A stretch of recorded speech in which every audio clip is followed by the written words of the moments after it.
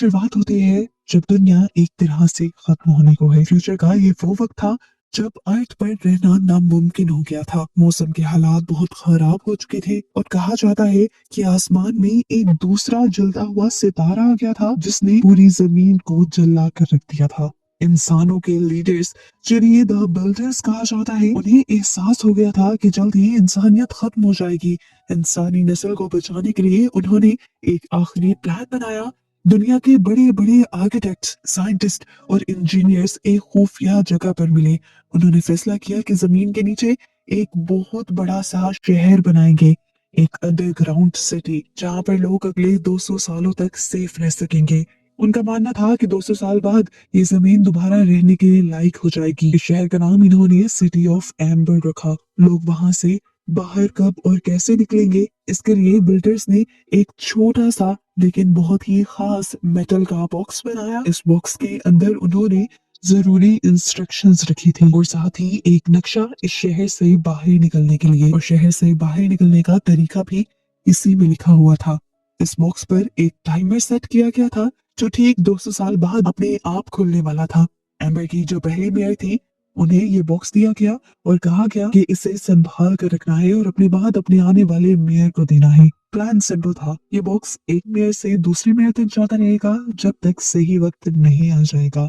काफी लंबे अरसे तक तो मेयर अपना ये रिचुअल करते रहे कि नहीं, ये बॉक्स आने वाले मेयर को देते रहे, लेकिन फिर किस्मत को कुछ और ही मंजूर था। जब ये बॉक्स 7वें मेयर तक पहुंचा तो वो अचानक बीमार पड़ गया और इससे पहले कि वो ये बॉक्स दूसरे मेयर को दे पाता, उनकी वहीं पर मौत हो गई।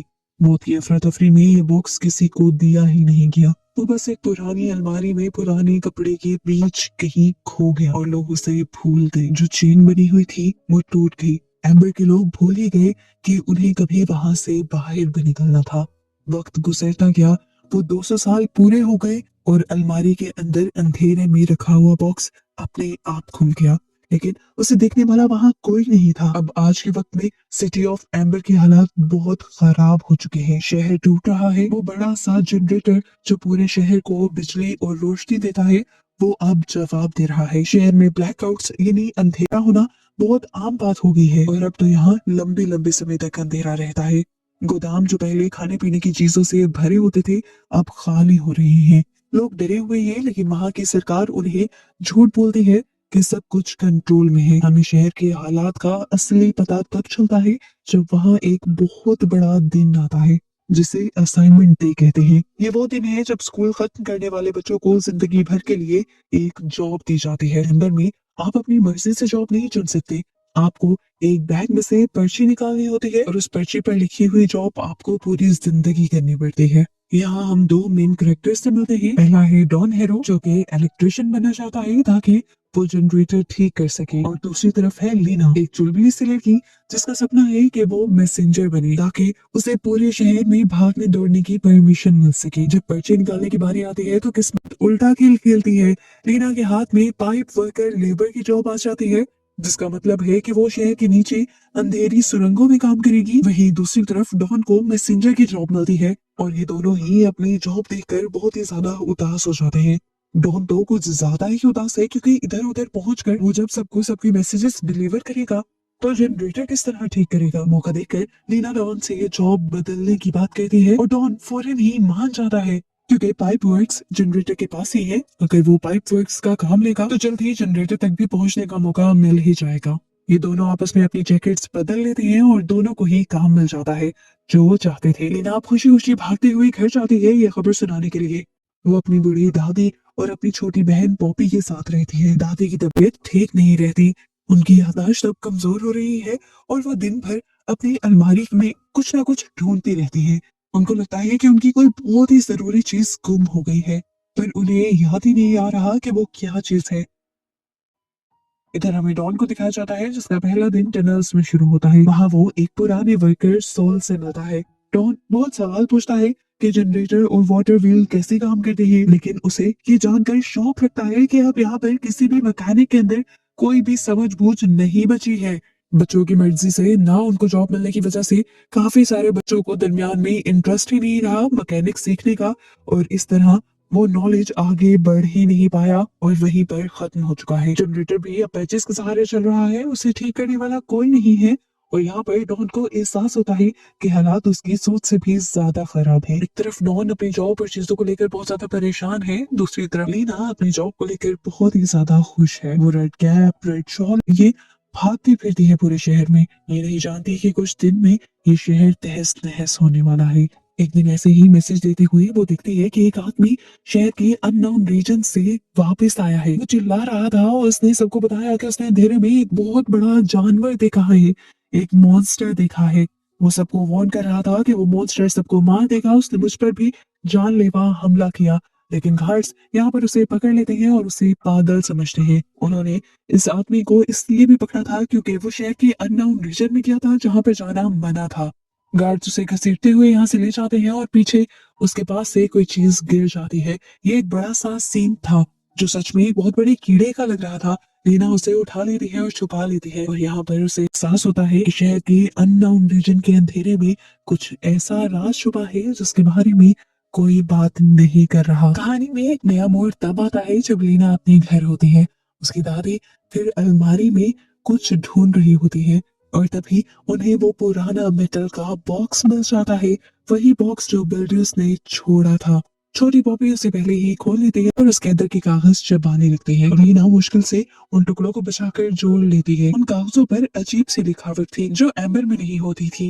रीना समझ जाती है कि ये वही जरूरी चीज थी जो दादी ढूंढ रही थी।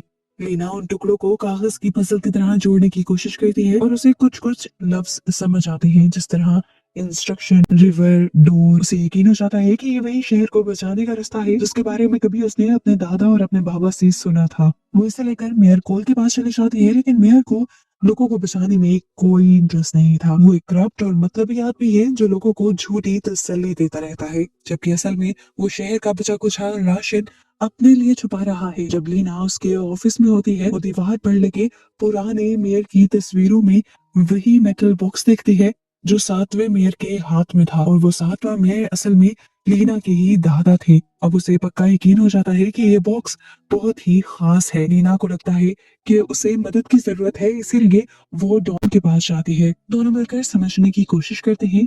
उन्हें समझ आता है कि ये इंस्ट्रक्शंस पाइप वर्क्स की तरफ इशारा कर रही हैं, जहां डॉन काम करता है। कागज पर एक दरवाजे का और बाहर निकलने का भी जिक्र था। वो समझ आते हैं कि यहाँ पर उन बिल्डर्स ने उन्हें मारने के लिए नहीं छोड़ा था, बल्कि यहाँ से बाहर निकलने का भी एक रास्ता बनाया गया था। जब डॉन टनल के अंदर काम कर रहा होता है तो उसे वहां पर एक खुफिया कमरा नंबर 351 दिखता है जो लॉक है। वहां उसे एक बड़ा सा जानवर भी दिखाई देता है, एक म्यूटेटेड मोल जैसा कीड़ा, जिसे देखकर वो बहुत ज्यादा डर जाता है और वो कीड़ा भी उसका पीछा करता है। इससे साफ जाहिर हो जाता है कि अब इस बंकर्स के अंदर और रहना ज्यादा खतरनाक हो चुका है। अब यहाँ पर मॉन्स्टर्स पैदा होने लगे हैं। आज एक हुआ है, कल दो होंगे और फिर हजारों, और ये इंसानों को खत्म कर देंगे। बाद में लीना और डॉन देखते हैं कि जो फूड गार्ड है, जो सारे राशन की रखवाली करता है, वो चुपके से उस कमरे के अंदर जा रहा था। उन्हें लगता है कि लूपर चोरी कर रहा है। जब वो किसी तरह उस कमरे के अंदर घुसते हैं तो वो हैरान रह जाते हैं। ये कमरा उन चीजों से भरा हुआ था जो चीजें कई अरसा पहले बता दी गई थी, ये अब इस बंकर्स में खत्म हो गई है। नस्ले शौक उन्हें तब लगता है जब वो मेयर कोल को उस कमरे में बैठा हुआ दिखते हैं। मेयर चोरी की जांच नहीं कर रहा था, वो खुद चोरी करवा रहा था और खुद वहां पर बैठकर वो आराम से खाने पीने की अय्याशी कर रहा था। उसने अपने लिए इतना खाना स्टोर कर पा लिया था कि वो पूरी जिंदगी खा सकता था, चाहे बाकी लोग भूख से मर जाते।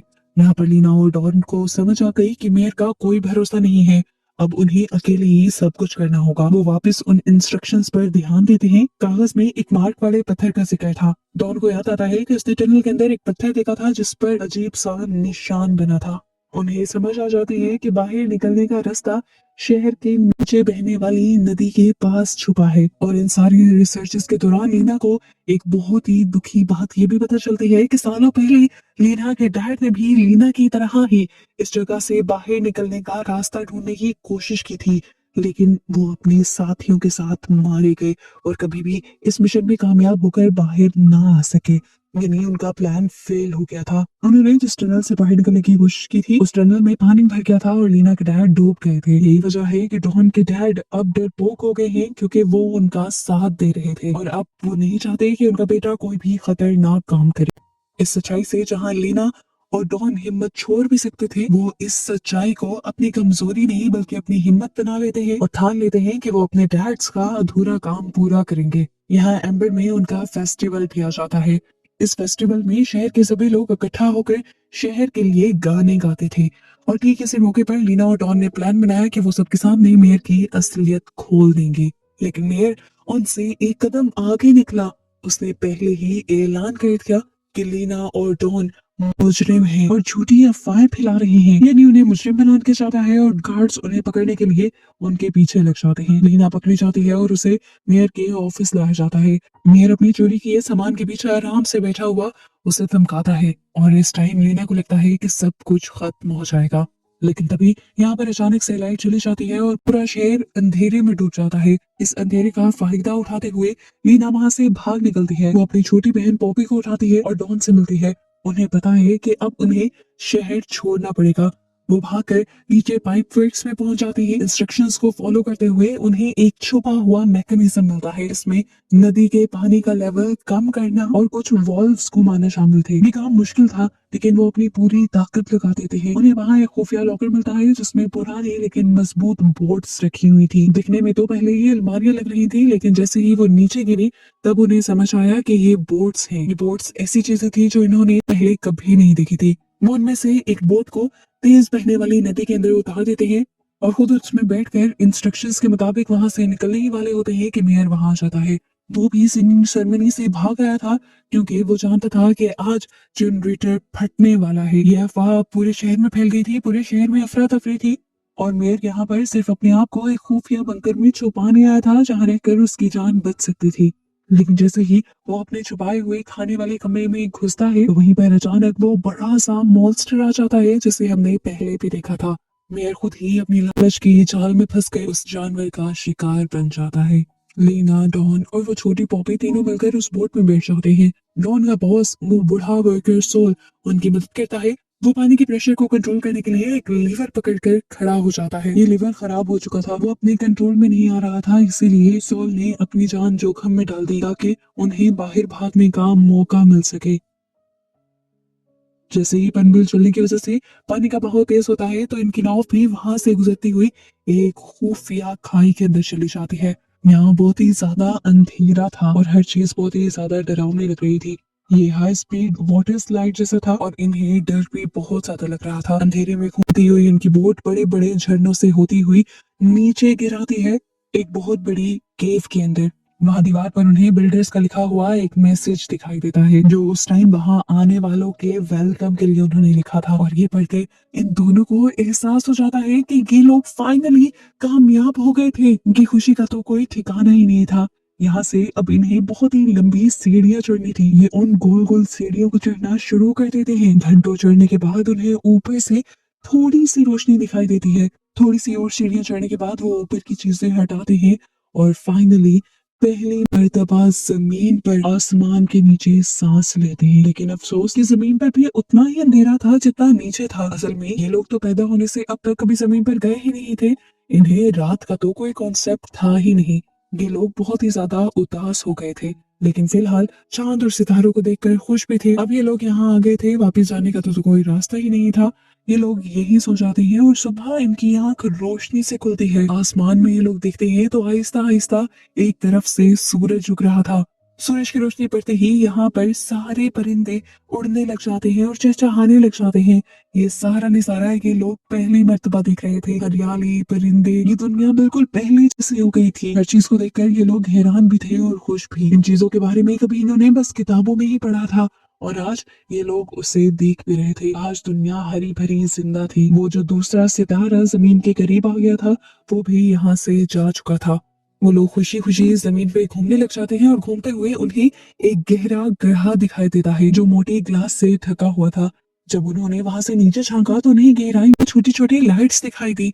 उन्हें एहसास हुआ कि वो ठीक एम्बर सिटी के ऊपर खड़े हैं। वो अब नीचे लोगों को देख पा रहे थे जो इस टाइम शहर के मेन एरिया में खड़े अपना जश्न मना रहे थे। यहाँ पर डॉन ने एक मैसेज लिखा और सबको बाहर निकलने का रास्ता बताया, और ये भी लिखा कि वो बाहर निकल चुका है, और उस मैसेज को उसने पत्थर में लुपेट कर नीचे शहर के बीचों बीच फेंक दिया। वो पत्थर जाकर एम्बर शहर की सड़क पर गिरता है और लकीली मिल जाता है डॉन के डैड को, जो उस टाइम अपने बेटे को ही ढूंढ रहे थे। इन्होंने जैसे ही इस पत्थर की कागज पर लिखा हुआ मैसेज पढ़ा तो उनके अंदर भी उम्मीद की एक किरण जाग गई। और ऐसे फिर ये कहानी इस उम्मीद, इस यकीन के साथ खत्म होती है कि सच्चाई लोगों तक पहुंच गई है, बुरा में भर गया, राज खुल गया और बाहर आने का रास्ता अब सबके लिए खुल चुका है। लीना, डॉन और पॉपी सूरज की रोशनी में खड़े हैं, ताजा हवा में सांस ले रहे हैं, एक नई जिंदगी शुरू करने के लिए तैयार हैं, ये जानते हुए कि जल्द ही एम्बर के बाकी लोग भी उनके साथ होंगे। वो लंबी अंधेरी रात अब आखिर खत्म हो चुकी थी।